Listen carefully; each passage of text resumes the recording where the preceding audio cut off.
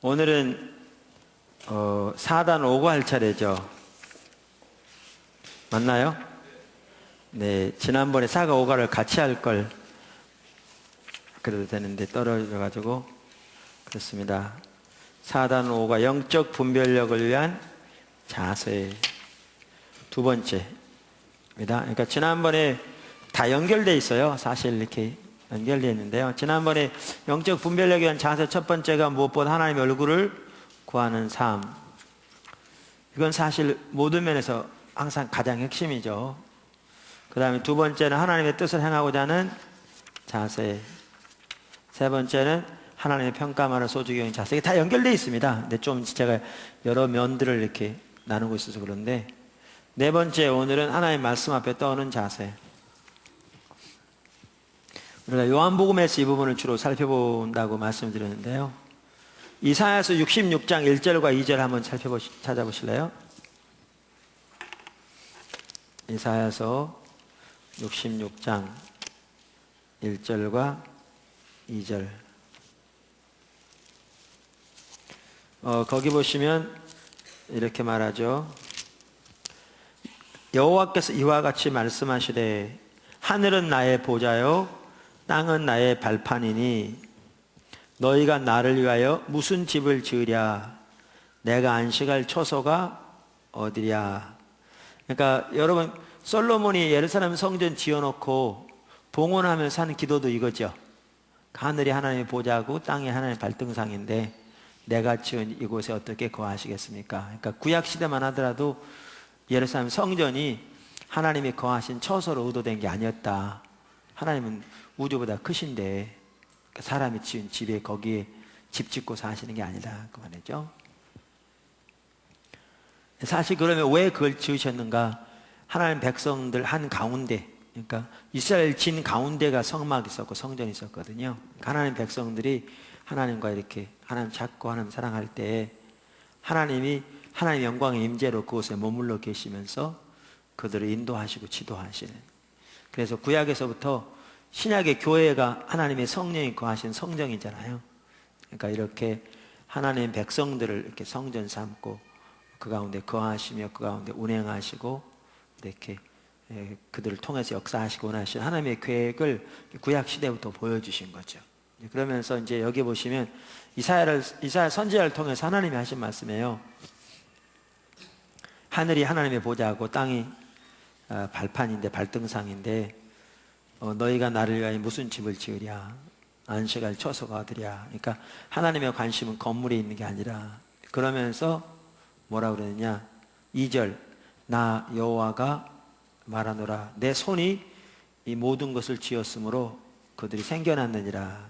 그러면서 무릇 마음이 가난하고 심령에 통회하며 내 말을 듣고 떠는 그 사람을 내가 돌보려니와. 그러니까 여기에 보시면 1절과 2절 연결해 보시면 하나님이 어떤 사람에게 함께 하신다는 거예요. 마음이 가난하며 심령에 통회하며 하나님의 말씀 앞에 떠는 자 그에게 하나님이 함께 하신다는 거예요. 그러니까 영적인 분별력을 위해서도요 하나님 말씀 앞에 떠는 자세가 아주 중요합니다. 요한복음 8장에 잘 나오는데요. 요한복음 8장에 보면 여기 그 성경 구절들 제가 옆에 해놨는데 누가 그러더라고요. 훈련시키려면 성경 구절 옆에 해놓으면 안 된다고. 직접 찾아야지. 근데 이제 여러분 너무 쉽게 해놓으니까 혹시 여러분 성경 안 보고 이것만 보고 공부하시나요? 그러면 공부 제대로 못합니다. 성경을 찾아서 꼭 보시면 성경을 이렇게 그 구절만 아니고요 8장이면 8장 1절부터 한번 쭉 읽어보시면 이제 이 구절에 나오는 문맥이라든가 여러 가지를 볼 수 있어요. 그래 도움이 돼요. 그냥 그 구절만 볼 게 아니고 자, 그래서 집에서 이렇게 해오시고, 여기 31절에 보면 뭐라고 그랬죠?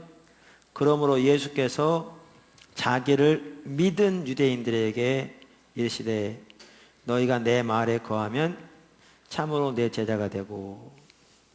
자, 우선 여기에 보시면 예수님이 누구에게 말씀하신 거예요? 유대인들. 근데 유대인들인데 어떤 유대인들이에요? 예수를 믿은 유대인들. 그러니까 유대인들 하면 이제 그 뭐죠? 요한복음에 나온 유대인들은 종교 지도자들을 가리켜요. 그러니까 이제 그 당시에 종교 지도자들은 예수님을 대적하는 사람도 많았잖아요. 근데 여기에 지금 이 말씀을 한 대상은 누구라고요? 예수를 믿은 유대인들. 근데 이제 조금 이따 보면 알지만 이들이 나중에 예수님을 대적합니다. 그러니까 그래서 제가 우리 지난주에도 나왔듯이 다른 복음서에는 별로 없는 내용이 여기 그 요한복음에는 나와요. 그러니까 요한복음에 어떤 사람들이 나오냐면 피상적인 그 뭐죠? 그 제자가 나와요. 그러니까 예수를 믿고 따른다고 했는데 실제로는 예수를 믿고 따른 게 아닌. 그러니까 공공연히 예수님을 대적하는 유대인들이 있었잖아요. 종교 지도자들. 근데 이들은 예수를 믿으니라고 돼 있으니까 그러니까 그들과는 다르게 구분되는 것 같잖아요. 근데 실제로 결과는 똑같았어요. 그러니까 여기에서 계속 영적 분별력의 문제가 나오거든요. 그래서 여기 보면 예수를 믿은 유대인이라. 그런데 그 아래쪽 보시면 이제 예수님께서 뭐 진리를 너희가 알지니가 너를 자유케 하려 했더니 그러면 이제 뭐죠? 그럼 자유케 한단 말은 그 말은 뭐냐 하면 노예 생활에서 이러면 종살이에서 자유롭게 한다 이런 내용도 포함되잖아요. 그러니까 우리가 그럼 누구 노예인가 뭐 이렇게 우리는 아브라함의 자손인데 이제 그랬더니 이제 예수님이 쭉 말씀하세요. 그랬더니 여기 보면 37절에 보면 나도 너희가 아브라함의 자손인 줄 아노라. 그러나 내 말이 너희 안에 있을 곳이 없으므로 나를 죽이려 하는도다. 그러니까 예수를 믿은 유대인들이었는데 나를 죽이려 한다. 그러니까 이제 나중에는 심지어 그들에게 뭐라고 말씀하시는 너희 아비는 마귀라. 그랬더니 이제 저들이 예수님 둘로 치려고 하거든요. 그러니까 여기에 보면 그들이 그러니까 분별력이 있었어요, 없었어요? 이제 예수님을 따르긴 따르는데 영적 분별력이 없어서 예수님 올바로 못 보는 거죠. 그러면서 그 원인을 뭐라고 그랬냐면 어떻게 한다고요? 내 말이 너희 안에 어떻게 한다? 있을 곳이 없다. 있을 곳이 없다. 그러니까 여기 보아도 그렇고 42절 그 아래에 보시면 하나님이 너희 아버지였다면 너희가 나를 사랑하였으리니. 그러니까 그렇지 않다는 거. 44절 너희는 너희 아비 마귀에게서 났으니. 이걸 보면 저들의 믿음이 참다운 믿음이 아닌 걸 볼 수 있죠. 그러니까 예수를 믿은 유대인이라고 되어 있는데 참다운 믿음이 아닌 피상적인 믿음이. 근데 결국 그들은 그 말씀이 예수님 그러니까 그들 안에 예수님 말씀이 거하지 않았다고 그러는데 43절에 보면 너희가 진리를 알지니. 그러니까 이 말은 그들이 진리를 안단 말이에요, 모른다는 말이에요? 모른다는 말이죠. 그러니까 말씀이 너희서 거하지 않으니까 결국 분별력이 없으니까 이처럼 예수님을 따랐다고 하면서도 결국은 순간적으로 이렇게 돌이켜서 예수님을 죽이려고 하는. 그런데 그럼 뭐가 문제였냐는 거죠. 그 31절에 나오죠. 다시 한번 보시면 그러므로 예수께서 자기를 믿은 유대인들에게 계시되 너희가 내 말에 뭐하면 거하면.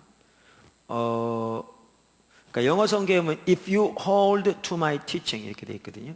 너희가 내 가르침에 매달리면, 너희가 내 가르침을 붙잡으면, 너희가 내 가르침을 꼭 붙들면, 뭐 이런 뜻입니다. 그렇게 해야 뭐가 될 거라고요? 주님의 제자가 되고 진정한 의미의 You are really my disciple. 영어 성경 너희가 진짜로 내 제자라. 주님의 가르침을 붙잡아야. 그리고 그래야 영어 성경 32절에 then 그래야 어떻게 된다고요? You will know the truth. 너희가 진리를 알 거라. 그러니까 뭘 해야 우리가 진리를 안다는 거예요? 예수님의 가르침을 붙잡아야. 그러니까 예수님의 가르침에 매달려야.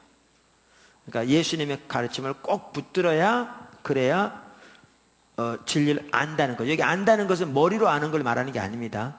성경에 나오는 안다는 단어가 경험으로 아는 걸 말합니다.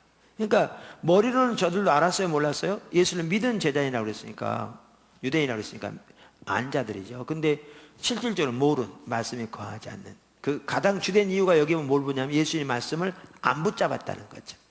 예수님 말씀을 안 붙들으니까 저들이 몰랐다. 그래서 예수님 말씀을 붙들면 그러면 진리를 알게 될 것이고, 그 진리가, 여기 진리는 그러니까 이론적인 진리를 말한 게 아니에요. 진리가 너희를 자유케 하리라, 그 말은 그저 성경적인 지식을 말하는 게 아니고 우리가 아는 진리를 말해요. 그러니까 하나님께서 우리에게 깨닫게 하신 성경적인 진리를 말하는 거죠. 그러니까 단순한 이론을 말하는 게 아니라 우리에게 그 진리가 비춰진, 그거죠. 경험적인 진리라고 볼 수 있겠죠. 그러니까 체험을 말하는 게 아니라 단순한 이론적인 지식이 아닌 그 진리가 우리 삶 속에 경험적으로 비춰진 것을 말하는 거죠. 그 진리가 너희를 어떻게 할 거라? 자유케 할 거라. 이렇게 말하고 있죠. 그래서 여기에 보면 영적 분별력을 위해서 아주 중요한 게 뭐냐면 말씀을 붙잡아야 한다. 이렇게 말씀을 붙들고 말씀에 매어달려야 한다. 이게 이제 중요한 거죠. 그래서 그거를 다른 말로 하면 하나님 말씀 앞에 떠는 자세라, 이렇게 말할 수 있어요. 근데 여기 참 중요한 그 부분인데요. 여기 한번 181쪽 보실래요? 제일 아래. 영적인 분별력을 위해 하나님의 말씀 앞에 떠는 자세는 필수적입니다. 하나님 말씀 앞에 떠는 자세란 신앙적인 전통, 개인의 경험, 자기가 여태까지 가지고 있는 지식, 당시의 팽배한 신앙관, 사람들의 평가 등을 다 내려놓고 하나님의 뜻이 그러하면 순종하고자 하는 자세로 하나님의 말씀인 성경 앞에 엎드리는 자세를 말합니다. 만약 이러한 자세가 없을 때 방금 나열한 것들이 선입견과 편견으로 작용하여 그 사람으로 하여금 말씀을 깨닫지 못하게 만들고 또 받아들이지 못하게 만듭니다. 죄송합니다. 그것들이 사단이 사용하는 진으로 작용합니다. 그리고 그 결과 사람은 결국 하나님을 대적하게 됩니다. 그것이 정확하게 예수님께서 이 말씀을 하신 유대인들이 가지고 있었던 문제였습니다. 여기 이걸 먼저 보고 설명을 하죠. 고린도서 10장 4절에서 5절 여기 보면 누가 한번 읽어보실래요? 거기 나오는데 고린도서 10장 4절에서 5절.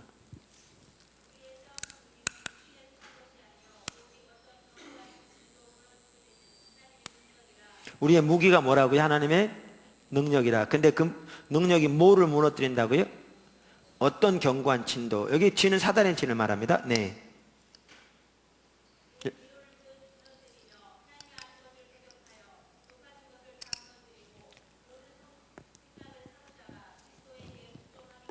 네. 그럼 여기에 견고한 진이 지금 뭘 가리키죠? 이 견고한 진이 어디가 있어요? 우리는 견고한 진 하면 주로 어떻게 생각하면 술집 같은데 견고한 진이 있다, 뭐 이렇게 생각해요. 근데 견고한 진은요 장소에 있는 게 아니라 여기에 견고한 진은 어디에 있어요? 모든 이론을 파하며 이런 걸 보면 알 수 있듯이 여기 말한 견고한 진은 우리 생각 속에 있어요. 사고체계. 이 사고체계가 사단의 견고한 진이에요. 그러니까 올바르지 못한 사고체계를 가지고 있으면 그 생각을 통해서 결국 누가 영향을 미치는 거예요? 사단이 영향을 미치는 거예요. 그러니까 아까 여기 예수를 믿은 유대인들이라고 그랬잖아요. 그들이 예수님을 대적하게 된 이유가 그들이 사고체계가 그렇게 글렀기 때문에, 그러니까 틀린 사고체계를 가지고 있어서 그래요. 그러니까 너희 아비 마귀라는 것은 그들이 마귀를 섬겼다, 그건 상상할 수도 없는 일이잖아요. 자기들은 누구보다는 섬긴다고 하는 자들인데, 근데 그들이 가지고 있는 이 신앙관, 이 가치관이 결국 배후에 누가 있었다는 거예요? 마귀가 있었다는 거죠. 율법주의적인 가치관이죠.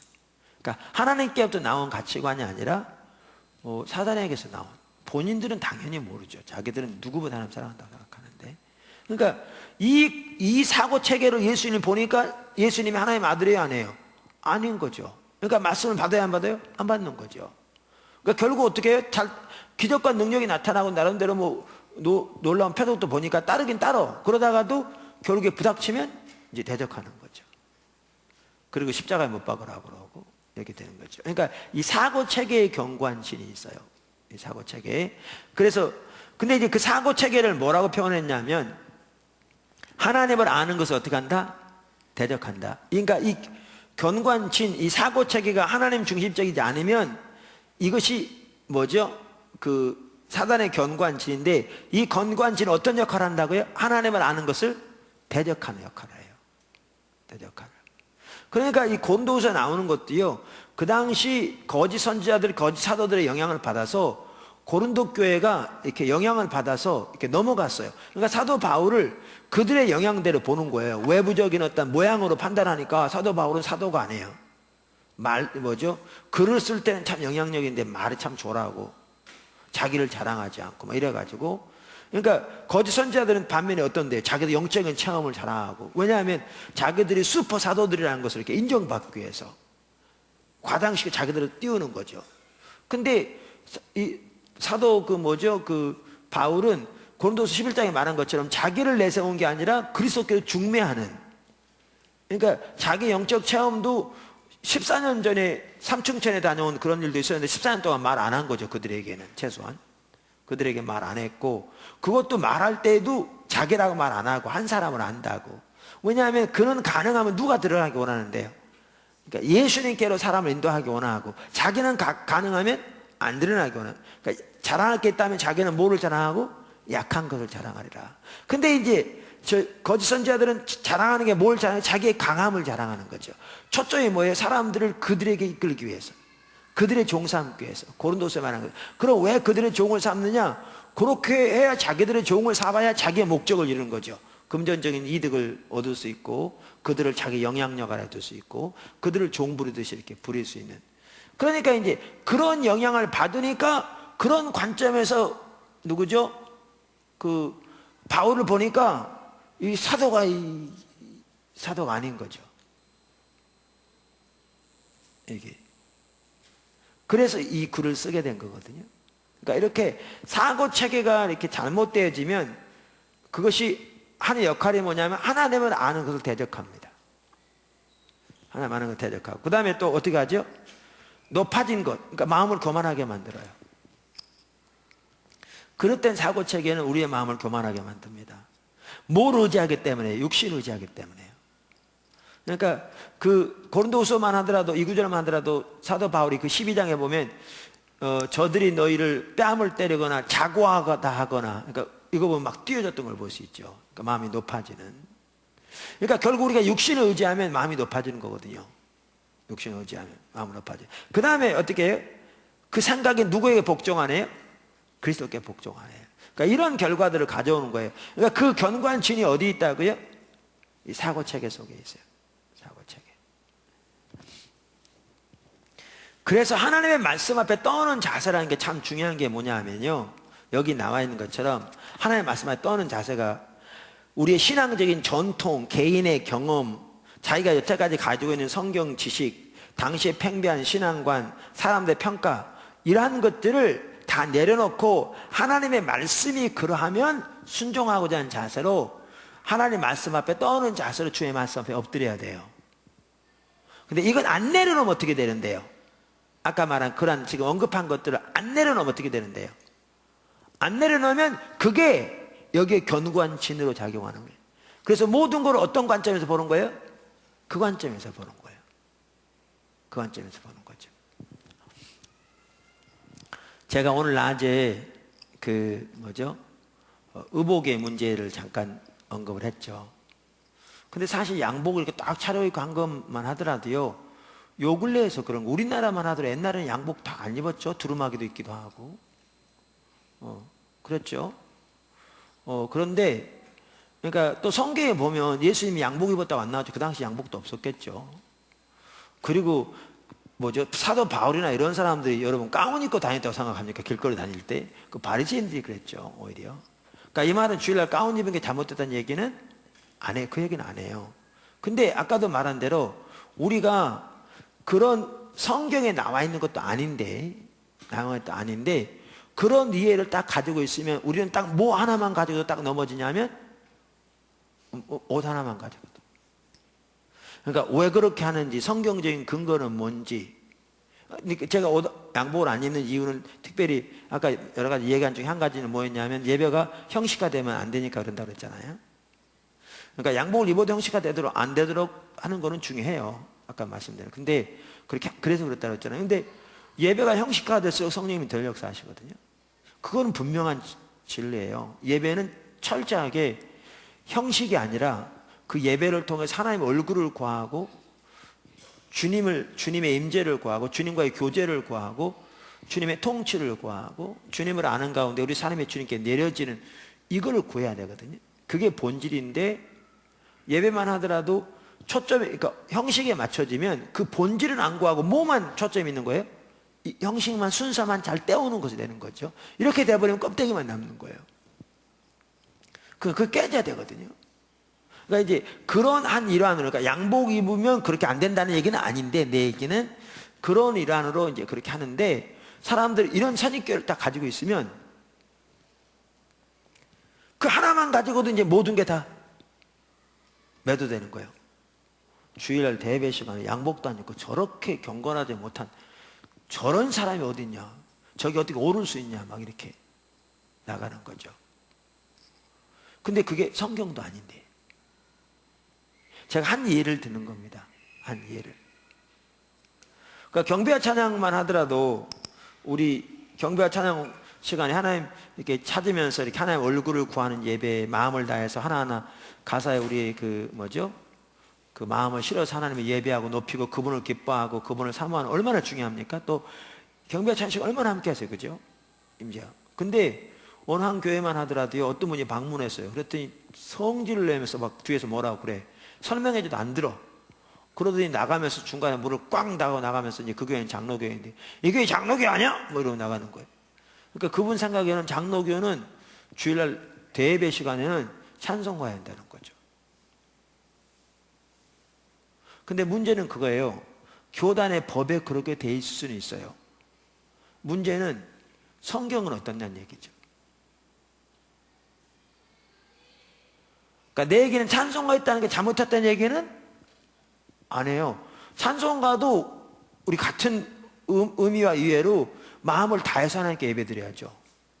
그리고 찬송가 중에서도 그렇게 예배드릴 수 있는 좋은 찬송들이 많이 있고요. 그 찬송을 가지고 그렇게 예배하면 너무나 귀한 거죠. 내 얘기는 그게 아니라 우리의 마음의 자세와 태도는 전혀 상관없이 찬송가만 부르면 옳은 거고, 또 온 마음을 다해서 하나님을 예배하는데 찬송가만 안 부르면 이거는 완전히 성경하고 다르죠.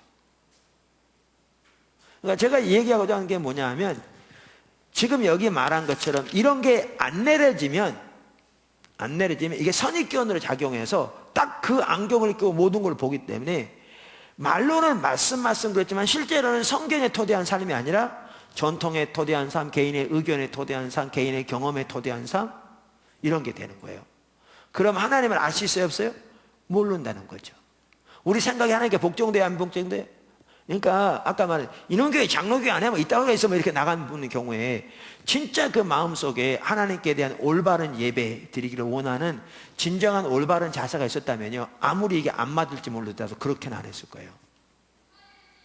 무슨 말 이해되세요? 그 마음속에 하나님을 사모하는 마음, 그리고 뭐 찬송이건 뭐건 찬송을 통해서라도 그렇게 하나님을 진정으로 높이고 경배하고 그분을 알기를 원하고 그런 마음이 있었더라면 그렇게 안 했을 거라고요. 잘 몰랐더라도. 근데 왜 그렇게 하느냐? 이 속에 하나님의 말씀 앞에 떠는 자세가 없기 때문에 그런 거죠. 그럼 뭐만 붙들으니까? 아까 말한 그런 걸 붙들으니까. 그런 걸 붙들으니까. 이번에 우리를 일부에서 이제 좀 공격했다고 막 그랬잖아요. 그래서 우리는 계속 축복해야 되고요. 잘 해결돼서 신문에 이제 우리가 그런 게 아니라고 해명하는 글을 본인이 써서 냈습니다. 그 교단 신문에. 그게 지난 토요일 날 나왔어요. 그래서 뭐 그거는 잘 해결됐고, 또 원래 이게 정치적으로 좀 있었거든요. 한 교회에서 이렇게 성도가 몇 가지 움직이면서 정치적으로 몰아갔는데, 그 해당 목사님들이 그 목사님 찾아가서 서로 화해도 하고 식사도 하고 관계도 좋게 풀고 그래가지고 오히려 더 관계가 잘 풀리고 더 좋았습니다. 그 중에는 멱살 잡고 싸웠더라고요, 과거에. 이렇게.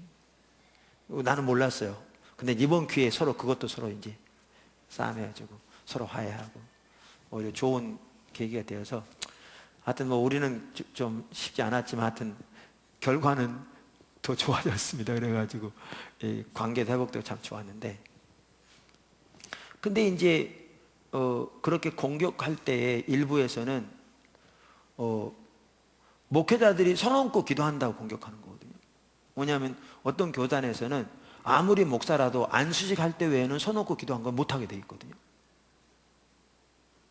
그러면 성경에 예수님께서 병든 자를 보면 손 얹고 기도하라고 그랬는데,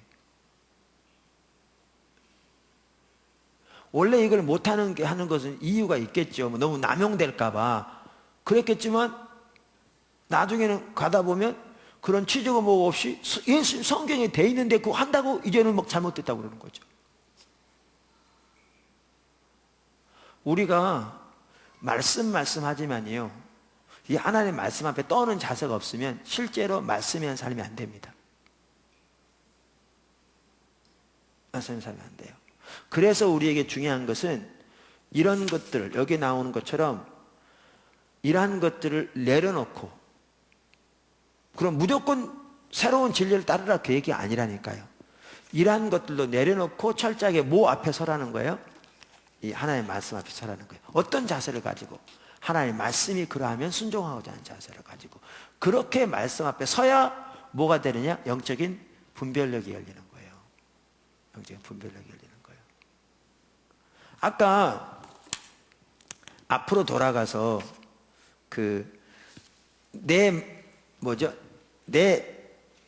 너희가 내 말에 거하면, 그러니까 내 말을 붙잡으면 그랬죠. 붙잡으면 내 제자가 돼, 참된 제자가 될 거라고 그랬는데, 여러분 제가 여기 써놨습니다만은 여기 그 183쪽에 오늘날 사실 우리나라에요, 예수 믿는 사람들 가운데 오늘날 참 팽배한 게 뭐냐면 상대주의적인 자세입니다.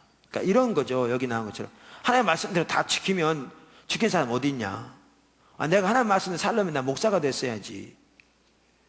뭐 하나님의 말씀대로 살면 내가 성자게? 라는 식의. 그래서 그들은 어떻게 하냐면 하나님의 말씀을 자기가 원하는 대로 자기에게 도움이 되는 데 어떻게 해요? 선별적으로 취하는 거죠. 그리고 그것을 정당화시키는 거죠. 당연하게. 그러니까 심지어 설교를 들을 때에도 하나님의 말씀 그대로 전하면 부담스러워하죠.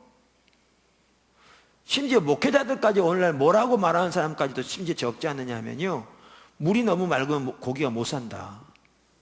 그걸 공공연히 말하는 사람들이 적잖아요. 그러니까 문제는 뭐냐면, 그렇게 해서 사람은 모일지 모르지만 그런 자세를 가지고 있으면 뭐는 안 되냐면 영적인 분별력은 안 열리는 거예요. 영적인 분별력은 안 열려.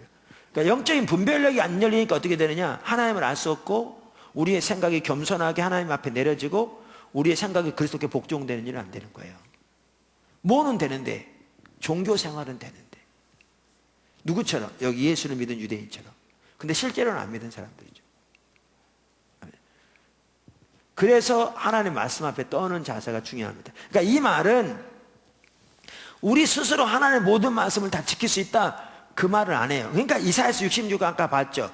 하나님의 귀하게 여긴 사람이 어떤 사람이라고요? 마음이 가난하며. 그 다음 뭐라고요? 마음이 가난하다는 말이 뭔지 아세요? 나는 항상 우리 집은 가난해. 맨날 찢어지게 가난해. 나 좀 먹을 것도 있으면 좋고 집도 좀 넓은 집에 살았으면 좋을 텐데 왜 우리는 가난하냐? 이걸 말하는 게 아닙니다. 여기에 가난한 것은 심령이 가난한 겁니다. 심령이 가난한단 말이 무슨 말인지 아세요? 내 스스로는 할 수 없다는 것을 인정하는 겁니다. 심령이 가난하단 말은요, 내 스스로 힘으로는 할 수 없다는 것을 인정하는 게 심령이 가난하다는 뜻이에요. 그러니까 예수님께서 하나님 나라 그 백성의 자세에 대해서 말하면서 그랬잖아요. 뭐죠? 가난한 자는 복이 있나. 이때 가난한 게 뭐냐 하면 심령이 가난한 건데, 그게 정확하게 뭘 말하냐면 내 스스로 할 수 없다는 것을 인정하는 겁니다. 실제로 하나님 나라의 백성의 삶은 우리 힘으로 할 수 없습니다. 할 수 없습니다. 그러니까 이 심령이 가난한 것과 같이 가는 게 뭐예요? 가난한 자는 복이 있나. 그 다음에 또 뭐죠? 애통한 자는 복이 있나. 이렇게 여기도 보면 심령이 가난하며 마음에 어떻게 하며 통해하며, 반대로 이제 반대가 아니라 다른 말로 애통하며죠. 그러니까 가난하다 이렇게 가치가 있는데, 심령이 가난하다는 말은 자기 스스로 할 수 없다는 것을 인정하는 사람이고, 애통하다 혹은 통해하다는 말은 뭐예요? 그렇기 때문에 내 힘으로 안 되니까 하나님의 도움을 구하는, 애통하는 자세를 말하는 겁니다. 그러니까 하나님의 말씀 앞에 떠오는 자세와 같이 가는 게 뭐냐면 이 두 가지입니다. 두 가지.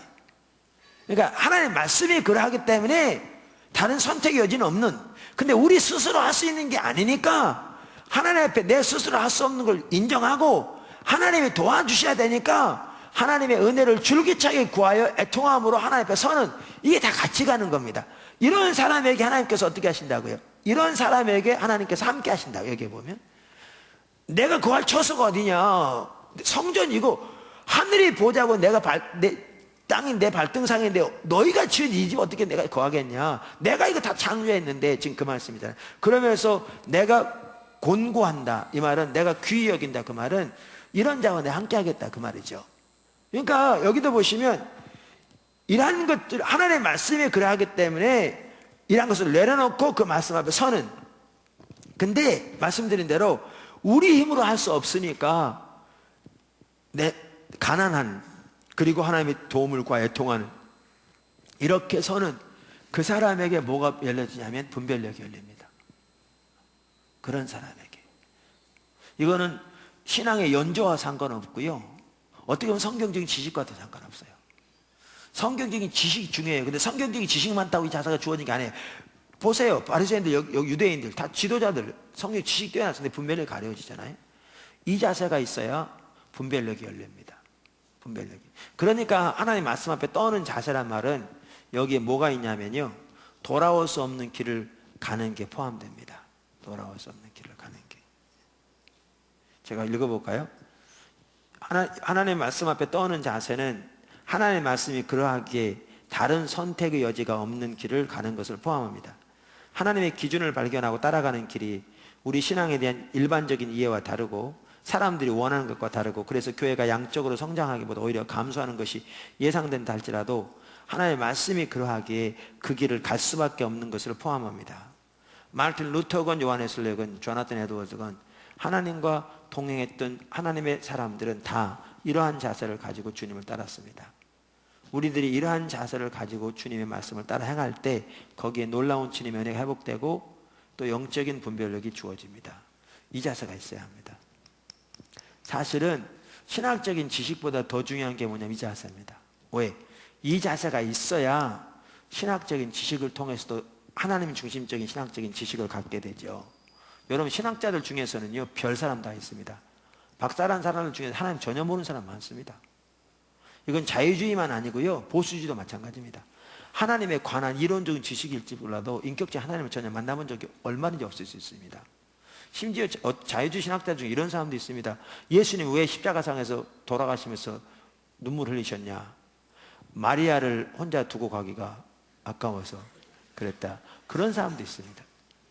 신학자라는 사람, 그러니까 별 사람 다 있습니다. 중요한 것은 이런 올바른 자세가 있어야 성경적 지식을 배워도 하나님의 관점이 보이게 됩니다.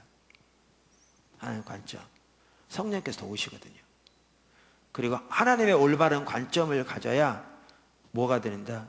하나님을 알 수 있고 우리 생각이 겸손하게 하나님 앞에 내려지고 그 다음에 우리 생각이 하나님께 복종되어집니다.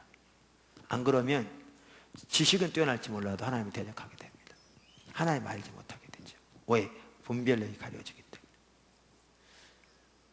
근데 참고로 여러분 보시면 알겠지만 오늘날 하나님 백성들 가운데 심각하게 결여되어 있는 게 이 자세입니다. 이건 목회자들에게도요, 오늘날 일반 성도 못지않게 더 심각하게 이 자세가 결여된 게 뭐냐? 목회자들이죠. 그러니까 우리가 신학적인 것을 좀 알지 모르지만 이 자세가 결여되면 결코 분별력은 열리지 않습니다. 결코 분별력은 안 열립니다. 그 분별력이 안 열리면 실질적으로 하나님과 동행하는 사람은 안 됩니다. 그게 오늘날입니다. 그러니까 제가 이렇다니까요. 누가 이제 저에 대해서 교회에 대해서 막 그래요. 지금 하나님 저를 낮추시나 봐요. 기도가 많이 필요합니다. 외부에서 공격도 있을 뿐만 아니라 내부에서도 자꾸 여기저기서 좀 공격이 있습니다. 뭐 제가 여기서 그런 얘기를 다 할 수는 없고, 자꾸 일부에서 자꾸 이런 얘기 저런 얘기 있어서 하나님이 저를 낮추시는 모양이다 지금 생각하고 기도가 필요합니다. 그래서 계속 생각나면 기도해 주시고, 이번 주라도 계속 집회를 해야 되는데. 하여튼 근데 저는 누가 이렇게 교회에서 뭐 저를 개인적으로 공격을 할 수도 있고, 또 아니면 뭐 교회에 대해서 여러 가지 부정적인 얘기를 할 수도 있고, 사람이 입이 달렸으니까 원하는 대로 하는 거죠. 또 뭐 건의한다고 해서 엉뚱한 얘기도 할 수 있고. 그런데 어떤 사람이 건의를 하는데 그 중심에 이런 자세가 없는, 진짜 어떻게 하면 그게 하나님의 뜻일지 고민하면서 하나님의 뜻대로 행하고자 해서 고민하면서 얘기한 사람의 얘기는 제가 듣습니다. 훨씬 많이. 근데 그런 자세가 전혀 없어. 자기 생각대로 비방해. 그런 경우에는 거의 안 듣습니다. 왜냐하면 들어봐야 별 영향가 없습니다. 자기 생각에서 비방하는 건데. 자기 생각에서. 누가 저를 비방하고 다니는 사람 맞지 않습니다. 그거 말하는 게 아니고, 어떤 한 분이 이제 교회에 대해서 자꾸 부정적인 얘기를 한다는 걸 전해 들어와가지고, 그래서 좀 그런 건데, 근데 건이나 이런 걸 하더라도 중심이 어떤 사람이 하느냐가 중요합니다. 중심이. 진짜 하나님의 뜻대로 하고자 해서 고민하고 기도하고 하나님 뜻이 뭘까 하나님 앞에서 애통하고 그런 분이 건의하면 잘 들어야죠. 잘 들어야죠. 그러니까 여러분도 주변에서 볼 때 누가 누구에 대해서 뭐 얘기한다, 교회에 대해서 얘기한다, 그럼 뭐라고 하는 내용도 듣지만 그거보다 그분이 어떤 분인가를 보세요. 그분이 왜 예수님께서 바리새인들에게 말했듯이 지혜는 행함으로 증명된다고 했거든요. 그러니까 내 지혜가 진정한 지혜인지 참다운 지혜인지는 뭘 보면 아느냐 하면 우리 행실을 보면 안다는 거예요. 행실을. 그러니까 진짜 하나님을 사랑하고 하나님께 앞에 겸손하고 진짜 하나님의 뜻대로 살려고 고민하는 실제로 삶을 통해서 그 열매로 그런 분이 말하는 건 잘 들어야죠. 뭐가 없나, 돌이킬 건 없나 참고하고 찾아보고. 근데 그 반대인 경우에는 들어가지도 않는 거죠. 그거는 그냥 오해하죠. 그래서 이런 자세가 중요합니다. 여러분 그 앞에 율법지 신학에 나왔지만요, 올바른 성경적인 지식과 올바른 마음의 자세, 어느 게 더 중요할 것 같으세요? 많은 사람들은 올바른 성경적인 지식이 더 중요하다고 생각합니다. 아니요, 올바른 마음의 자세가 더 중요합니다. 왜냐하면요, 그러니까 내 얘기는 올바른 성경적인 지식이 안 중요하다 그 얘기는 전혀 아니었어요. 그러니까 어떤 사람은 그러면 참다운 교리가 안 중요하단 말이냐, 당신 이러는데, 그게 아니고, 올바른 성경적인 지식이 안 중요하다는 얘기 아니고, 올바른 성경적인 지식, 올바른 마음의 자세 둘 중에 어느 게 더 중요하냐 그러면 올바른 마음의 자세가 더 중요해요. 바리새인들을 보세요. 예수님이 자기 제자들에게 말하기를 저들이 모세의 자리에 앉았으니 저들이 말하는 바는 반드시 다 지켜 행하라고 그랬어요. 이 말은 저들이 교리적으로 옳았다는 얘기, 틀렸다는 얘기예요? 옳았다는 얘기죠. 교리적으로 틀렸으면 자기 제자들에게 이들이 하는 말 다 지키라고 그랬겠어요? 근데 저들의 태도는 본받지 말라. 그러니까 교리는 옳았는데 자세는 틀렸어요. 아까도 말한 대로 오늘날 교리는 100% 옳을지 몰라도요, 자세가 틀리면 자기가 가지고 있는 교리적인 입장에서 자기 궤변을 늘어놓을 수 있을지 모르지만 하나님의 길로 사람을 인도하지 못해요. 하나님의 길로 사람을 인도하지 못해요. 왜? 영적인 분별력이 가려지는데. 반면에 교리적으로 아직 못 배워서 언어를 할지 몰라도 올바른 자세를 가지고 있으면 올바른 교리가 가르쳐지면 금방 배워요. 그리고 그런 올바른 자세를 가지고 있으면 성령께서 인도하세요. 그들을 올바른 교리 가운데로. 인도한다고 그러니까 꿈꾸고 있는데 아니요. 어느 경로를 통해서 올바른 교리를 가르쳐 주신다고. 텔레비전을 통해서 배울 수도 있는 것이고 책을 통해서 배울 수 있는 것이고 어디 집에 방문했더니 배울 수도 있는 것이고 교회를 통해서도 배울 수 있는 것. 하나님이 하세요. 올바른 마음의 자세가 있으면 올바른 교리는 하나님이 인도하세요. 그리고 올바른 교리가 가르쳐질 때 받아들이죠. 근데 반대는 심각해요. 반대는 심각해요. 그게 바리새인들의 문제였거든요. 그래서 오늘날도 진짜 중요한 거는, 그러니까 올바른 교리도 중요하지만 더 중요한 게 올바른 자세고요. 그래서 우리의 신앙에 있어서 포커스가 올바른 교리에도 있어야 되지만 교리보다 훨씬 더 중요한 그러니까 우리의 초점이 어디에 있으냐면 올바른 자세에 있어야 돼요. 무슨 말인지 아시죠? 올바른 자세에 있어야 돼요. 그게 올바른 신앙이에요. 올바른 신앙이에요. 그래서 어떤 분들은 이렇게 포도나무 교회 와서 이렇게 일부에서는 맨날 이렇게 정답만 얘기한다. 아니 맨날 그래서 너무 힘들다 막 그럴 수 있어요. 근데 우리가 정답만 얘기하는 게 하나님의 길을 전해야죠. 그죠? 하나님의 길을 배우고. 근데 내 얘기는 우리는 잘 산다, 니네 못 산다 이렇게 하고 있지 않잖아요. 또 포도나무 교회는 잘한다, 다른 교회 못한다 이것도 얘기하고 있지 않잖아요. 중요한 거는 여기 나와 있는 것처럼 이게 하나님의 길인데 여기 서려면 이사야서 66장처럼 가난하고 애통한 심령으로 주님의 은혜를 구하여 서야 한다는 거죠. 그리고 그렇게 주님을 찾을 때 하나님 만나게 되는 거고 하나님 알게 되는 거고 분별력도 열리고 하나님의 은혜로 하나하나 작은 부분에서도 승리를 경험하게 되는 거고 그 자리에서 자라나게 되는 거죠. 근데 이런 자세 없으면 머리는 커져가지고 그것도 몰라 이만 짜샤 이렇게 교리 이렇지 않은데 삶에서 이만큼도 안 되는 거죠. 실제로 삶을 조정하려면 하나도 안 돼. 그러니까 이제 어떻게 되냐면 굳어지니까 자기가 좋아하는 것만 선별적으로 뽑아서 하고 아이고 누가 말씀대로 다 산 사람 있습니까? 목사님은 다 사셔? 아이고 목사님이 세상 물정 모르시니까 그렇게 설교하셔야 되지만 이제 이렇게 돼버리는 거죠. 그러면 이제 하나님 따로 그러니까 신앙 따로 삶 따로 되는 거고 그러면 종교적인 모양은 있지만 영적인 눈은 철저히 어두워져서 하나님과 상관하는 삶을 살면서도 그 사실도 모르게 되는 거죠. 생각이 복종되지 않고 하나님 알지 못하고 마음은 높아져 교만해 있으면서 주님 이만큼도 모르는 그렇게 되는 거예요. 그게 바리새인들이었거든요. 그리고 오늘날도 그런 게 쉽거든요. 그래서 분별력의 중요한 한 가지가 뭐냐? 하나님의 말씀 앞에 떠는 자세입니다.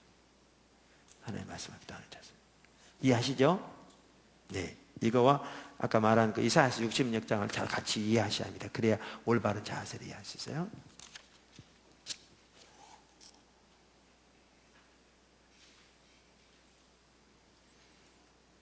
이게 사실 그 말씀에 의한 삶과도 연결되는데 뒤에 나오는데 거기 다 이제 나옵니다만은 제가 여기서 한번 그 얘기 했었잖아요. 나는 처음부터 목회를 못할 게 보이더라. 그 얘기 했었죠. 얼마 전에. 그거 아울러서 한 가지 더 말씀드린다면 그 이제 제가 이 포도나무 교회를 개척하기 전에 오금동에서 목회를 했었거든요. 오금동에서 목회를 했는데 그러니까 주부 영어 성경 공부가 했어요. 포도나무 교회 처음 개척할 때는 한 1년 동안인가 주부 영어 성경 공부 했어요. 근데 내가 바빠지니까 못하겠더라고요. 왜냐면 매주 이렇게 정기적으로 시간을 내야 되는데 그래서 이제 못했는데 그래서 이제 영어 성경 공부라고 해서 영어를 배운 건 아니고 이제 영어 성경을 가지고 마태복음 1장이면 오늘 1장 한 다음에 1장 1절부터 쭉 읽어갑니다. 그래서 설명하는 식으로 이렇게 성경 공부를 했어요. 참 귀하게 함께 하신 너무나 좋은 시간이었어요. 참 좋더라고요. 하나님 함께 하시는. 그러니까 이제 하는데 그때는 그랬어요. 이제 그 주부들이 대부분 아이들이 어리니까 그러니까 이제 방학 동안에는 애들이 집에 있으니까 오기 힘든 거예요. 애들 데려오기도 안 되고 또 애들만 놓고 올 수는 없고 그래가지고 이제 못 오니까 방학 동안에도 방학을 했어요. 그러니까 이제 학기 중에 하다가 방학하면 이제 책거리식으로 이제 식사를 하는 거죠. 식사를 하고 이제 뭐죠? 방학을 했어요. 물론 이제 그분들이 돈 내고 식사를 하는 거지. 그냥 이제 식사를 하는데 공부할 때는 그런 얘기를 안 하더니 그 뭐죠? 거기 식사하는데 한 분이 그러는 거예요. 저한테 목사님 우리가 여기 오기 쉬운 줄 아세요? 그러는 거예요. 내 속으로 아니 그게 무슨 말이야? 그 오면 되지. 이제 그러고 있는데 그분 표현에 한 번 오면 뒤통수 맞는 것 같아요. 그러니까 이제 그 뭐죠? 예를 들면 오늘 마태복음 1장 하면 이제 그런 것처럼 이렇게 하지만 무슨 내용, 지금 나누는 것 같은 이런 내용들이 나누어지는 거예요. 그러니까 이제 들으면 너무나 충격을 받나 봐요. 그래서 뒤통수 맞는 것 같아가지고 집에 가면 쓰러진대요. 그래서 내가 속으로 그럴 수도 있구나. 근데 이제 쓰러져가지고 생각해봐도 아무리 생각해봐도 그 말이 분명히 맞대요. 그래서 그 다음 주에 또 온대요. 근데 오면 이제 깐님만 또 가는 거죠.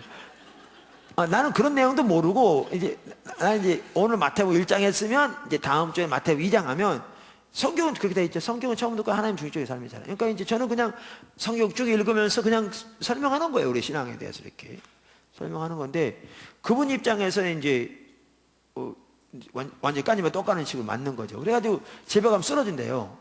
그리고 일주일 동안 누워있대요. 그리고 그 다음 주에 못 온대요. 그래서 내가 들으면서 야 그럴 수도 있구나 이게 그랬어요. 그러니까 이제 옆에 있는 분이 기회는 있더라 싶어가지고 그러는 거예요. 저한테 뭐라고 그러냐면 목사님이 조금만 쉽게 가르쳤더라면 우리가 벌써 이 교회를 옮겨왔을 텐데 그러는 거예요. 개척교회 하면서요 목회자는 그런 입장을 이해하겠지만 성경 공부 이렇게 하고 그런 데는 뭐 여러 가지 이유도 있지만 그중 하나는 이걸 통해서 혹시 일꾼들이 모아지고 또 그런 걸 하잖아요. 근데 이제 이분들이 와도 이제 뭐 등록이나 이런 거 안 하고 그냥 그러니까 이제 방학하면 또 다시 모집하면 이제 좀 새로운 분 오지만 기도 못 하고 그래서 나는 계속 오면서도 등록 안 해서 나는 저분들은 등록할 의사가 전혀 없는 줄 알았어요. 그러니까 저는 그런 게 좀 맹한 데가 많거든요. 그러니까 등록할 의사 전혀 없는 모양이다. 그리고 사실 등록할 의사가 없다고 그래서 뭐 그분들을 안 섬기는 건 아니고 그 목적으로 한 건 아니었으니까 그런 일은 좋지만 그러니까 이제 의사가 없으니까 그냥 의사 없는 걸로 이해하고 난 열심히 섬겼는데 그분들은 그게 아니었던 거예요. 그러니까 처음부터 그런 마음을 가지고 오기도 했던 거예요. 난 저런 걸 몰랐죠. 그러면서 뭐라고 그러냐면 지금 말한 대로 조금만 쉽게 가르쳤더라면 벌써 옮겨갔을 거라고 그러는 거예요. 이제 이 말 듣고 나면 쉽지 않죠. 왜냐하면 그분들이 초신자들이 아니었거든요. 초신자들이 아니고요. 이제 가까운 교회 또 좀 먼 교회 다니는 분이 많았죠. 그것도 작은 교회 다니는 분도 있었지만 대부분도 웬만큼 큰 교회들 다녔고요. 큰 교회 다니는 분들 중에서도 교회에서 그래도 열심히 해가지고 꼭 목사님 오른팔 왼팔 하면 좀 심할지 모르지만 그런 표현을까지 쓸 수 없을지 모르지만 그런 분들의 앞장서서 막 봉사 이런 분들이거든요. 교회. 왜냐하면 그런 분들이니까 개척교회고 뭐 지하실에서 뭐 하는 뭐 침례교 개척교회라고 지하에 있다고 어떤 분은 아이를 안 보냈던데 어떤 분이 그랬거든요. 그래가지고 그랬는데 아니 아이를 잘 나오다 왜 안 오더라고 그래서 이제 선생님이 전화해봤더니 그게 침례교회 그 지하에 있잖아요 그러더라고요. 그래서 어떻다는 얘기냐 그랬더니 그래서 안 보내는 거예요. 이제 그런 상황인데 그런 데까지 올 정도면 무슨 영어를 배우는 것도 아니고 올 정도면 진짜 사모하니까 오는 거잖아요. 그러니까 다 아까 그런 분들이라고. 근데 그런 분들이 어려워서 못 올 것 같으니까요. 누가 오겠나 싶더라고요. 깜깜하죠. 그래서 포도나무 초기에서도요, 사람들이, 여러분들은 지금 교회가 커져 있으니까, 지금은 이 교회가 커지니까, 또 하나님이 함께 하시니까 소문도 나고 그러니까, 지금은 그렇게 하나님의 길이 안 보이도 오는 분도 많이 있습니다. 가족들 때문에 오기도 하고, 여러 가지 이유로. 근데, 초기에는 그런 분들은 아예 안 왔습니다. 그러니까, 포도나무 초기에도 아예 사람들이 어떤 생각을 가지고 있었냐면, 포도나무 교회는 초신자를 못와. 그런 생각을 가지고 있었어요. 하루는 하나님이 그 거짓말을 깨뜨리라고 그래가지고, 우리 그 거짓말을 깨뜨렸죠. 그랬는데, 뭐죠? 그런 상황이니까 진짜 쉽지 않더라고요. 왜냐하면 목사가 교회 개척해서 있는데 그래도 교회가 잘하든지 말든지 해야 뭐 목회를 하든지 말든지 할 텐데 아니 저런 분들이 교회에 못 올 정도면 누가 오겠나 싶더라고요. 앞이 캄캄하죠. 앞이 안 보여. 그러니까 이제 밤에 잠은 깊이 안 들어요. 뭐 밤중에 일어나서 고민하고 그것까지는 안 했는데 밤에 깊이 잠이 안 와요. 뭐 사실 앞이 안 보이는 거죠. 이렇게 될지 전혀 뭐 안 보여요. 그런데 며칠 뒤면 또 힘을 차립니다. 왜냐하면 내가 보기에는 성경은 다르게 말하고 있지 않더라고요.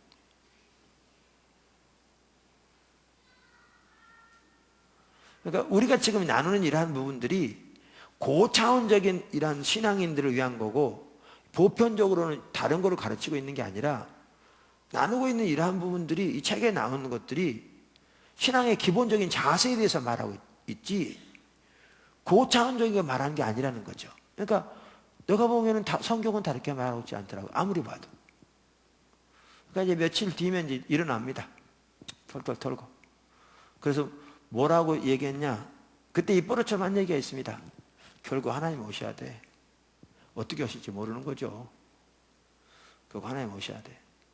근데 사실 그런 과정을 겪어왔고요. 겪으면서도 포도나무 한 뒤에도 어려움도 있었고요. 앞이 안 보이기도 하고. 근데 하나님의 말씀이 그러니까 다른 선택이 여지 없는. 그렇게 오다 보니까 하나님이 어느 순간부터 오셔서 역사하시면서 이렇게 된 거지. 뭐죠? 처음부터 우리가, 근데 제가 그 감사한 게 뭐냐면요. 제가 그런 자세를 가지고 주님이 안 도와주셔서, 주님이 도와주셔서 그런 자세 갖게 하셨는데, 그렇게 안 하셨다면 우리는 절대 여기 안 했겠죠. 교회는 이 상태는 안 있을 거라고요. 교회는. 지금은 쉬워요. 말하기도 쉬워요. 지금은 교회도 뭐하고, 지금 뭐 이번 주, 오늘도 뭐 등록한 분들도 있고 뭐. 그래서 우리는 전도 열심히 잘 안 하는 것 같아요. 사람들이 계속 오니까. 그거 별개로 이런 사람들, 이런 영혼들 자꾸 전도해야 되는데. 근데 쉽지만, 근데 뭐죠? 그 자세를 가지고 서야 돼요. 초기에 그랬다고 그러잖아요. 이렇게 포도나무 초기에. 우리는 초신자 뭐다. 근데 그 거짓말이라고요. 그래서 깨뜨리고 그랬는데, 한 분이 그런 분이 계셨어요. 포도나무 교회. 그러니까 남편이 아직 신앙이 어리다고 생각하니까 못 데려오는 거예요. 그러니까 남편을 위해서 주일날 낮에만 그 교회 가. 본교회 가는 거죠. 새벽 예배부터 시작해서 저녁 중보기도까지 모든 시간은 다 이리 와. 근데 그런 것 같더라고요. 왜냐면 일주일에 한 10번 온다 그러면 주일 대예배하고 구역 예배만 그리 가. 나머지 여기 온 거는 기도 시간 이런 것까지 합하면 10번이 훨씬 넘어요. 그러니까 대부분의 시간을 여기서 보내. 딱 2번 빼놓고. 그런데도 이렇게 양쪽에 걸쳐 있으니까요. 근본적으로 신앙이 안 바뀌더라고요. 그리고 아까도 말한 대로 남편을 이렇게 못 데려온 거예요. 왜냐하면 거기서도 갈까 말까 하는데 여기 오면 너무나 셀 거라고 생각하는 거죠. 근데 그게 다 인간적인 생각이에요. 인간적으로 좋습니다. 좋습니다. 축복입니다. 축복입니다. 그럼 변할 것 같으세요? 아니요. 주님을 알게 하시는 성령님만 하시고요. 예수 그리스도 주로 전하고 하나님이 빛을 비춰주시길 기다렸다고 그랬잖아요. 그분 남편 나중에 데리고 오셨는데요. 여기서 구원의 확신 얻고 그리고 소천하셨어요. 근데 그러니까 결국 우리 개인이건 교회건 분별력이 열려지려면 하나님의 말씀 앞에 떠는 자세가 필요해요. 우리 스스로 할 수 없으니까 가난하고 애통한 마음으로 그냥 그 자세 없으면 안 돼요. 그러니까 여러분 자신 있게 서야 되고요. 주변의 분들을 그렇게 권면해야 돼요. 주변의 분들 그리로 인도해야 한다고요. 그리로. 사람들이 하듯이 에이 뭐 그래 우리 교회는 좀 메시지가 세 그렇지만 그냥 잘 와봐 뭐 이렇게 해가지고 될 일이 아니에요. 메시지가 센 게 아니고 하나님 말씀 앞에 서야죠. 아멘. 자, 두 번째 오늘 이과에 나오는 또 자세는 율법주의적인 자세를 배워야 돼요. 버려야 돼요. 죄송합니다. 율법주의적인 사고를 버려야 돼. 왠지 율법적인 자세를 배워? 율법주의적인 사고를 버려야 합니다.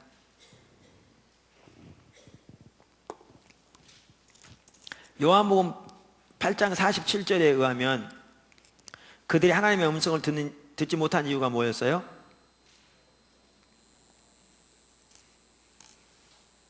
하나님께 속하지 않아서. 그러니까 다시 말하면 여기 보시면 그들이 율법적인 사고를 가지고 있었어요. 마태복음 8장 10장 한번 찾아서 읽어보시고요. 우리가 그 집에 가서 보시고 과거의 율법주의 살펴봤죠. 그러면서 예레미야 시대에 보면 하나님 목이 터져라고 외쳤는데 저들이 들었어요 못 들었어요? 못 들었어요. 그러니까 본인들은 하나님의 음성이 뭐냐고 그렇게 사모했는데 못 들었죠. 왜요? 율법적인 사고를 가지고서 하나님의 음성 못 들어요. 바로. 그래서 영적인 분별이 가려지니까요. 그래서 율법주의는 눈먼 종교죠. 영적인 분별이 가려지. 그래서 율법주의 사고가 버려져야 돼. 이 부분은 이제 앞에 살펴봤으니까 복습해 하시고요. 그 다음에 어떤 자세를 가져야 한다고요? 배우고자 하는 자세를 가져야 돼요. 사실 이것도 율법주의의 특징 중 하나가 배우고자 하는 자세가 없는 건데요. 제 아내는 참 겸손하다고 생각했거든요. 인간은 도찐 개찐해요. 네. 제 아내도 자기가 스스로 자기는 교만하지 않다고 생각했어요. 옆에서 봐도 제 아내는 그렇게 교만하지 않은 부분이 있는 것 같아요. 요즘은 좀 어떤지 모르지만 하여튼 그랬어요. 네, 근데 하루는 제 아내가 하나님 앞에 기도하는데 하나님이 자기한테 교만하다고 그러시더래요. 근데 자기는 하나님 앞에 교만한 게 없다고 생각해가지고, 글쎄 교만한 게 없다고 생각한 게 교만이겠지만 하여튼 자기는 교만하다고 생각하지 않고 있는데, 하나님이 딱 보여주신 게 뭐냐 하면 다른 사람이 가르칠 때 그거를 안 받아들이려고 하는 거죠. 그러니까 배우고자 하는 자세가 없는 거예요. 그게 교만입니다. 우리 목회자가 그러기 쉽거든요. 내가 안다고 생각하는 건 전하기 쉬운데 다른 사람이 전하는 거는 에이 그거 뭐 누가 몰라 뭐 식으로 배우고자 하는 자세가 없는. 근데 배우고자 하는 자세가 없다는 것은 그게 교만입니다. 그리고 그 자세가 없으면 분별력 안 열립니다. 왜냐면 옳지 않기 때문에. 옳지 않기 때문에. 그러니까 우리의 올바른 자세는 하나님의 길을 끊임없이 배우고자 해야 돼요. 이런 것 같더라고요. 어느 곳에 있든지 배우기를 중단하면 그때부터 퇴보하는 거예요. 제가 여러분들에게 하나의 좋은 비결을 가르쳐 드릴까요? 신앙생활 할 때 지금부터 새로 시작하면 된다 그런 자세를 하세요. 무슨 말이냐고요? 제가 목회할 때요, 개척교회 초기에 그때 그 생각 많이 했어요. 꿈은 크죠. 목회자 중 꿈 없는 사람 어디 있어요? 다 꿈들은 뭐냐면 숫자로 된 꿈. 몇 년까지는 몇 명을 이루고 막 꿈에 부풀죠. 근데 1년이 지났어요. 꿈하고 너무나 거리가 멀죠. 되어진 모습은 너무나 꿈하고 거리가 멀어. 그럼 현실을 보면 참 낙심도 많이 돼요. 그때마다 내가 생각했던 게 그거예요. 지금 이 상태로 처음 시작한다 그러면 되지. 그러면 처음 시작할 때보다는 낫잖아요. 다음에 가요. 그 다음에 가서 현실을 보면 역시 낙심인 것밖에 없어요. 꿈하고 너무 멀죠. 멀어도 한참 멀어. 또 낙심돼. 그럼 그때마다 제가 했던 게 맨날 연초면 했던 게 그거예요. 지금 시작한다 그러면 되지. 이 상태로 처음 시작한다 그러면 되지. 그러면 처음보다는 더 낫겠지. 우리가 신앙생활 할 때 때로는 그게 필요해요. 여러분이 지금 어디에 있든지 이 상태로 지금 처음 시작한다고 생각해 보면 처음 시작했을 때보다 훨씬 나아. 그리고 그렇게 그 상태로 새로 배우기 원하면요, 진보가 있어요. 하다 보면 우리가 생각하는 것만큼 안 잘하기도 하고요. 우리가 이렇게 보면 저는 아까 사역 가지고 얘기했지만 우리 자신의 모습을 보더라도 우리 자신의 모습을 보면 낙심할 것도 많고 변하지도 않을 것 같고 그런 적은 많아요. 실망할 수도 있고. 근데 그때마다 그 생각하세요. 어떻게 보면 상투적인 것 같지만 좋은 거예요. 해보세요. 지금 이 상태로 시작한다 그러면 되지. 여러분, 지금 여러분이 알고 있다고, 처해 있다고 생각하는, 기도 사역만 하더라도요, 여러분 잘 못한다. 괜찮아요. 지금 있는데 상태에서 기도 사역을 처음 배운다고 생각해 보세요. 그렇게 배우세요. 그럼 여러분 처음 기도 사역 배울 때보다 훨씬 잘할 건데. 그렇게 늘 배우고자 하는 자세로 가면요, 자라나요. 우리에게 중요한 게 뭐냐면 늘 배우고자 하는 자세입니다. 늘 배우고자 하는 자세입니다. 제가 이번에 이제 성령의 사역을 정리하잖아요. 더 하면서도 그래요. 지금까지 안다고 생각하는 거 가지고 안 되고 더 새롭게 배우고 정리하려고 해요. 책도 보고 또 이렇게 또 정리도 새롭게 하고 이렇게 지속적으로 배워가야 뭐 하냐 하면 자라나요. 자라나요. 배우기를 중단하는 순간 우리는 뭐 하냐? 이제 다람쥐 채바퀴 돌듯 안다고 생각하는 거 이제 우려먹게 되는 거죠. 그러면 퇴보하기 시작해요.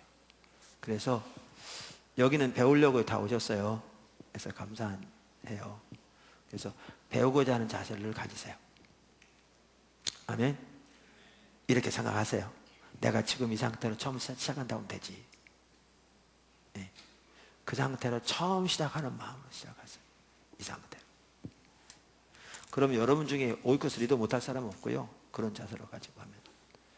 여러분 중에 못하세요.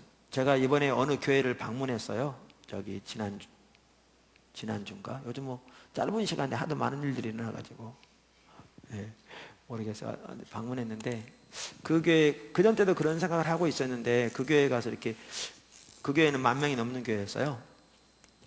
그 목사님을 만나서 이렇게 식사하고 같이 얘기하면서 이렇게 했는데 그 교회 가서 이렇게 배우면서 좋은 게 뭐 있다면 뭐냐면 그 교회는 뭐죠? 교구장까지 다 평신도를 시켰어요. 평신도를. 그분 표현에 목회자들보다 평신도들이 훨씬 낫다고 어떤 면에서.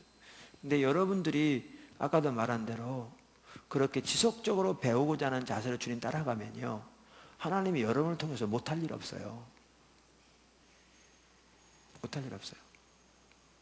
기도 사역만 하더라도 여러분 지금 한 걸로 만족하지 말고 하나님의 음성 듣는 거 지금으로 만족하지 말고 하나님이 여러분을 통해서 이렇게 저렇게 성령 역사하신다 그거 만족하지 말고 내가 이 상태로 지금 처음 시작한다는 자세로 어떻게 주님을 또 그러니까 사역을 잘 감당할 건지 어떻게 하나님의 능력을 더 옷 입을 건지 어떻게 행해야 효과적으로 주님이 성령께 쓰임받는 건지 어떻게 성령께 예민할 건지 배워보세요. 지속적으로. 내년에 갔는데 또 아직 뭐해 그럼 그때까지 그 상태로 한다고 더 배워보세요. 처음 시작하는 마음으로 예배도 그렇고 하나님의 관계도 그렇고 가르치는 것도 그렇고 성도를 섬기는 것도 그렇고 기도 사역도 한번 해보세요. 여러분 몇 년 되지 않아서요 놀라운 발전이 있을 거예요. 하나님께서 여러분을 통해서 못할 일 없다니까요. 그래서 그렇게 배우세요. 아멘. 지금 여러분이 어디에 있든지 그 자리에서 시작한다고 배우세요. 시작한다고. 그렇게 자라나셔야 돼요. 기대합니다. 네, 하나님이 여러분 손에 딱 붙들고 계시니까 기대합니다. 그분은 명장이시니까. 우리 성도님이 저기 도자기 명장이시잖아요. 이번에 전시했는데. 그런데 명장이시니까 손에 흙이 붙잡히면 작품이 나오잖아요. 하나님이 명장이시거든요. 그러니까 그분의 손에 잡혀 있으면 작품이 나오는 겁니다. 하나님 사이즈 작품이 여러분의 삶을 통해서. 그래서 포도나무 교회가 여러분을 통해 하실 일들을 기대합니다. 하나님 여러분 통해서 교회를 통해 하실 일 기대합니다. 미래 훌륭한 일꾼들이 눈앞에 다 있습니다. 훌륭한 기도 사역자들, 예배 인도자들, 오이코스 리더들, 교구장들 막 축복합니다. 네, 진짜입니다. 아이고 잘 됐습니다. 자, 끝으로 오늘 여기 살펴보고자 하는 게 뭐냐면요, 그 영적 분별력에서 아주 중요한 게 뭐냐 하면 또 아버지의 마음입니다. 그러니까 하나님의 백성을 사랑하는 마음입니다.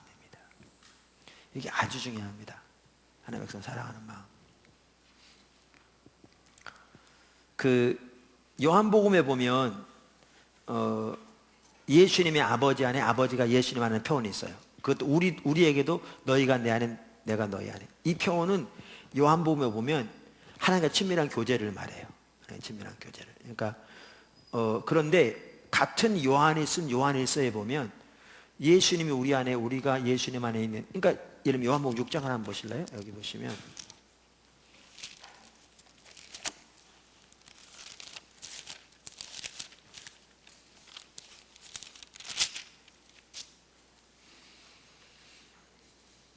56절. 내 살을 먹고 내 피를 마시는 자는 내 안에 거하고 나도 그 안에 거하나니. 그러니까 이걸 보면 주님의 십자가의 공로만을 믿음으로 순간순간 의지해야 어떻게 한다는 거예요? 하나님과 친밀한 교제 가운데 거한다는 거예요. 이게 아주 핵심적인 요소죠. 근데 이렇게 말하고 있는데 요한일서에 보면 뭐라고 말하냐면 여기 요한 4장 12절부터 보세요. 어느 때는 하나님을 본 사람이 없으되 만일 우리가 서로 사랑하면 하나님이 우리 안에 거하시고 그의 사랑이 우리 안에서 온전히 이루어지느니라. 그의 성령을 우리에게 주심으로 우리가 그 안에 거하고 그가 우리 안에 거하시는 줄 아느니라. 아버지가 아들을 세상의 구주로 보내신 것을 우리가 보았고 또 증언하였노니 누구든지 예수를 하나님의 아들이라 시인하면 하나님이 그 안에 거하시고 그도 하나님 안에 거하시느니라. 하나님이 우리를 사랑하시는 사랑을 우리가 알고 믿었노니 하나님은 사랑하시라. 사랑 안에 거하는 자는 하나님 안에 거하고 하나님도 거하는. 그러니까 친밀한 교제를 위해서 또 하나님을 아는 것에서 핵심이 뭐라고요? 사랑이라고요. 핵심이. 그러니까 하나님 백성을 향한 사랑이요, 영적인 분별력을 위해서도 하나님과 친밀한 교제를 위해서도 아주 중요한 게 뭐냐 하면 바로 그 부분입니다. 이건 목회자들에게도 그렇고요, 일반 성도들에게도 마찬가지입니다. 여러분 처치 언 더 웨이라는 교회가 있습니다. 미국에. 아주 그분 목사님 성함이 갑자기 생각이 안 나는데요, 귀한 분이거든요. 그분도 아주 이렇게 성경적이고 악적이면서도 성령의 조화를 이렇게 말씀과 성령의 조화를 이루어 사역하는 아주 귀한 분입니다. 학교도 이렇게 세워서 모아고 계시고요. 근데 그분이 하나님이 그분을 사용하시기 전에 미국은 많은 어떤 데가 이런 데가 많거든요. 그러니까 이런 주택가 같은 데 교회가 못 들어오잖아요. 그러니까 이제 주로 교회가 이제 있다 뭐 이런 데가 많아요. 교회 많은 지역은 사거리 있죠. 사거리가 코너에 여긴 이런 이 교단 저기는 저 교단의 교회가 있을 때가 그런 데가 많이 있어요. 미국은요. 이렇게 그러니까 교회 지어질 장소가 이렇게 제한되어 있기 때문에 그렇게 해도 뭐 서로 뭐 싸우거나 그러지 않는데, 그분 같은 경우에도 그 바로 길 건너 코너에 다른 교단의 교회가 있었어요. 하나님이 이분을 보다 본격적으로 사용하시기 전에 제일 먼저 뭐부터 하기 시작했냐 하면 그 상대방 교회를 축복하시는 것부터 가르쳤어요. 하나님의 교회, 하나님의 백성을 향한 사랑 없이 하나님께 쓰임받는 사람 못 돼요. 하나님과 친밀한 교제도 그렇고 영적인 분별력도 그렇고요. 사실 이것은 이 구절만 아니라 다른 구절에서도 많이 볼 수 있어요. 여기도 나왔는데 여기는 13년이라고 그랬는데 지금은 중국판 나올 때 그렇구나. 제가 처음 교회를 섬길 때는요, 제가 많이 다뤄지지 않고 그래서 이렇게 교회에 대해 불평이 많았었어요. 뭐 앞에서 공공연히 불평하지는 않았지만 기도하다가 내 마음속부터라도 왜 하나님 우리 교회는 맨날 저런 사람만 오느냐 뭐 이런 식이죠. 맨날 상처투성이고 뭐 도움이 필요하고 뭐, 그러니까 좀 쉽게 말하면 쓸만한 일꾼이 안 오냐 맨날 이런 얘기했어요. 오죽했으면 한 번은 제가 이렇게 새벽 기도를 하고요, 새벽 기도 예배를 인도하고 각자 기도하잖아. 30분씩 예배 드리고 앉아서 강단에 앉아가지고요, 개인 기도 시간에 기도하는데 그날도 그런 생각이 들었어요. 그랬더니 하나님이 오죽했으면 그러시더라고요. 내가 깨끗게 한 것을 네가 감히 속되다지 말라. 그래서 회개하고 그랬어요. 그러니까 결국 그 교회를 못 섬기잖아요. 포도나무교회는 지금 16년이 됐는데요, 교회에 대해서 내가 서운한 마음을 품고 불평한 적이 제가 보기엔 5손가락 별로 없을 거예요. 있어도 금방 돌이키게 하시고. 그러니까 교회에 대해서 이렇게 서운한 마음 품는 자체를 허락하지 않았어요. 왜냐하면 교회는 하나님이 예수님 피로 값주고 다시 하나님의 교회니까요. 저한테도 그렇게 하시는데 여러분이 교회에 불평한다면 그 되게 회개하셔야 돼요. 하나님 앞에서 또 어떻게 서실라. 뭐 여기 있는 분들은 안 그러겠지만, 그래야 돼요. 왜냐하면 우리가 교회에 불평하면 하나님 불평하는 거잖아요. 하나님 당신 왜 이 모양으로 만들어가지고 실력 없게 이 꼴이냐고 그 얘기잖아요. 근데 그건 또 자기한테 하는 얘기인데 자기가 교회인데, 그러니까 그건 그래야 돼. 근데 그래요. 하여튼 어찌됐든 간에 그래요. 하여튼 이상한 얘기가. 제가요 이렇게 선교회에서 하다 보니까 이제 여러 목사님들 이렇게 같이 이렇게 연합하고 또 섬기고 또 그러잖아요. 또 그러다 보면 어느 지역의 일꾼도 이렇게 세우고 그러잖아요. 선교회적으로. 근데 제가 이렇게 뭘 보았냐면요. 어느 한 지역의 일꾼을 세우려면, 한 지역을 위한 일꾼을 세우려면 자기 교회에만 관심이 있고 자기 교회 성장에만 관심이 있는 분은 절대로 그 지역을 위한 일꾼을 하나님 안 세우세요. 그러면 결국 고향에 생선 맡긴 셈이거든요. 여러분, 하나님이 선교의 내뿐만 아니라 외부로도 한 지역을 위해서, 한 나라를 위해서, 또 세계를 위해서 하나님 쓰신 사람들 한번 보세요. 여러분들이 개인적으로 친해서 보든지 그 책을 보든지 대화를 해보든지 해보세요. 그럼 공통적인 게 있을 거예요. 하나님이 한 지역이면 지역, 나라면 나라를 위해 세우신 사람들은요, 그들은 자기가 섬기는 교회뿐만 아니라 그 지역의 교회들, 그 나라의 교회들, 그 나라에서의 하나님의 백성들을 향한 하나님의 마음이 있어요. 그래야 세우세요. 이건 아주 중요한 얘기예요. 아주 중요한 얘기예요. 영적인 분별력의 중요한 한 가지 요소가 뭐냐면 하나님의 백성을 사랑하는 마음이에요. 하나님의 백성, 하나님의 교회를 사랑하는 마음이 있어야 영적인 분별력이 열려요. 하나님과 관계도 열려요. 그리고 그 마음이 있어야 하나님이 하나님의 교회와 백성을 그들에게 맡겨요. 하나님이. 그래서 여러분 속에 하나님의 교회를, 하나님의 백성을 사랑하는 마음을 달라고 기도해야 돼요.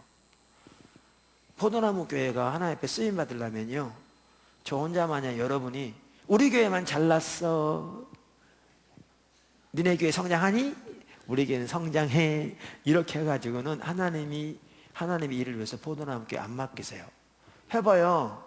자기 영적인 우월감에 빠져가지고 영적인 자만심만 했고 우월의식에 빠져서 다른 사람 무시할 텐데 하나님이 하시겠어요? 안 하시죠. 여러분이 포도나무 교회를 통해서 하나님께서 하나님 일하시기를 기대하신다면 지체들은 여러분들이 이 나라에 있는 모든 하나님의 교회, 모든 하나님의 종들, 열방에 있는 하나님의 교회와 백성들을 향한 하나님의 마음을 가지고 품고 기도하고 고민하고 하나님 앞에 간구하고 은혜를 구하는 그 자리에 가야 하나님이 교회 가운데 그 은혜를 베푸세요. 하나님의 백성을 사랑하는 자에게 하나님은 일을 맡기세요. 그래요. 포도나무 지체들 여러분들 그렇게 하시길 축복합니다. 그래야 돼요. 안 그러면 절대 안 돼요. 안 그러면 안 돼요. 사실 여러분 오이코스만 하더라도요, 그럼 이제 구체적으로 오이코스만 하더라도 여러분들이 그냥 리더가 돼가지고 리더가 저거밖에 안 되나,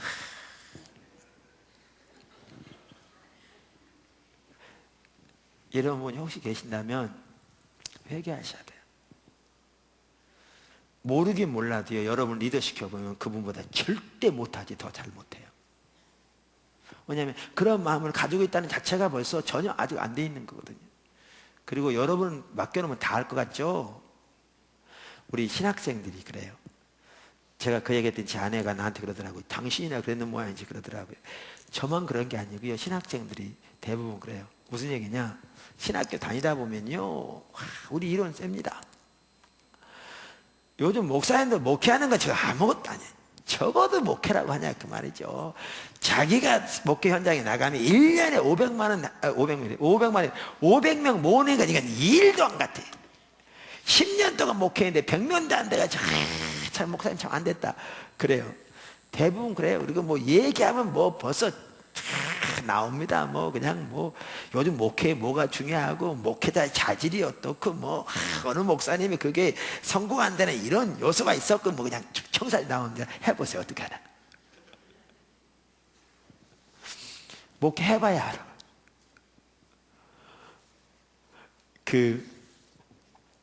지금 미국에서 공부하러 갔다가 학교 마치고 담임 목회하는 우리 포도나무 교수 전사님이 지금 목사님인데, 그분이 몇 년 전인가 나한테 메일을 보내면서 그러더라고요.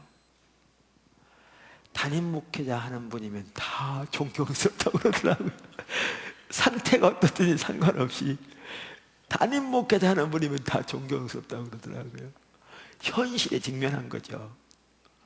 그래서 조금씩 지금 고민하면서 지금 조금씩 자리 잡고 있습니다. 그래서 이 기도가 필요하고 계속 모십니다. 여러분 오이코스 리더 이렇게 보면서 왜 저거밖에 안 되고, 여러분 해보세요. 절대 그렇게 되지 않아요. 그리고 하나님의 백성들을 향한 하나님의 마음이 있어야 하나님 일꾼들을 세우시죠. 그러니까 하나님의 백성을 하나님의 마음을 달라고 기도하세요. 그게 있어야 돼요. 그래야 분별력이 열리고, 그래야 하나님과 친밀한 교제도 열리고, 그래야 하나님 일을 맡기신다니까요. 너무너무 중요한 말이에요, 이 부분은요. 제가 그러니까 제 속에는 그런 게 많이 부족해요. 하나님께서 은혜를 주셔서 그렇지. 뭐죠? 한 번은 어느 집회하는데, 미국에, 저는 과거에는 1년에 한 차례씩 꼭 미국 집회하는데 갔어요. 가서 은혜도 받고, 특별히 이제 은혜도 받고, 하나가 뭐냐면 자료들을 사와야 돼요. 그동안 또 미국은 어떻게 돼가고 있고, 또 자료들은 새로운 자료가 뭐가 나와야지 보고, 이렇게 자료도 사오고 가서 연구도 해야 되니까. 그래서 1년에 한 차례 그 집회를 갔었어요. 지금 바빠서 이제 안식으로는 가긴 하지만, 그래 자료들은 일부 구하긴 하지만, 은혜 받고 그렇게 못하다가 이제 요걸 안식을 가고 그러는데, 그런데 이제 그렇게 했었어요. 근데 이제 어느 집회를 갔는데, 이렇게 한국 목사님들 여러 명 갔는데, 거기는. 그런데 이제 팀들이 다 기도해 주더라고, 한국 목사님들을 위해서. 근데 내 차례는 제일 늦게 왔어요. 그분들이 그냥 차례를 해준 게 아니고, 우리가 한 것처럼 하나님의 어떤 감동을 주시면 거기 가서 기도해 주고, 뭐 이렇게 했는데, 여러 명이 나는 늦게 차례가 됐어요. 감동이 늦게 왔나 봐요, 저에 대해서.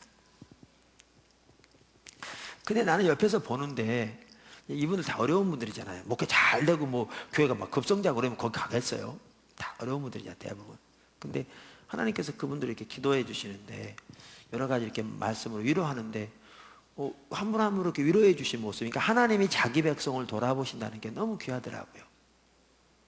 하나님이 자기 백성을 돌아보신다는 게, 그래서 주의 종도 위로하시고 하신다는 게 너무 귀하더라고요. 보기만 해도 너무 귀하더라고요. 그래서 너무나 좋고, 그러고 있었더니 그분들이 와가지고 그 얘기를 하더라고요. 그 마음이 아버지의 마음인데 그걸 잃지 말라고. 그런 마음 때문에 하나님 축복하신다고.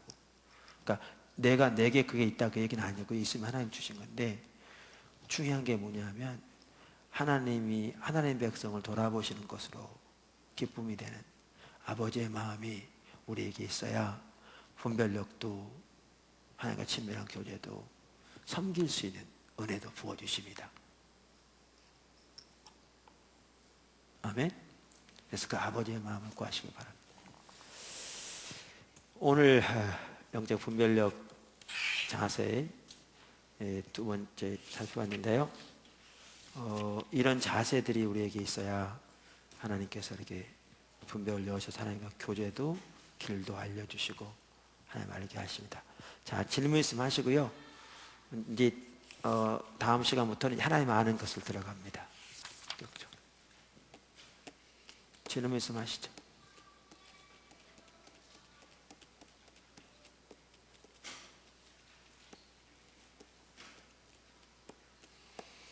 이 십자가 복음 공부 시간에 하나님이 귀한 일을 하신다고 그러신 것 같아서 처음부터. 근데 오늘 나눈 것처럼 여러분들이 그런 자세로 계속 주님 찾고 주님 따라가고 계속 새롭게 배우고 이렇게 하면 하나님께서 귀한 일을 하실 것 같아요. 여러분 통해서 귀하게 일꾼들이 세워지고.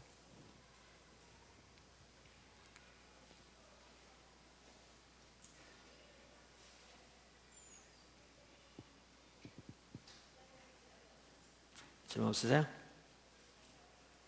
질문 없다는 얘기는 내가 너무 잘 가르쳤거나 웃는 거 보니까 그건 아닌 것 같고, 여러분 공부를 전 안 했거나.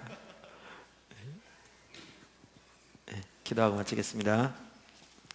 하나님 감사합니다. 예수님을 축복합니다.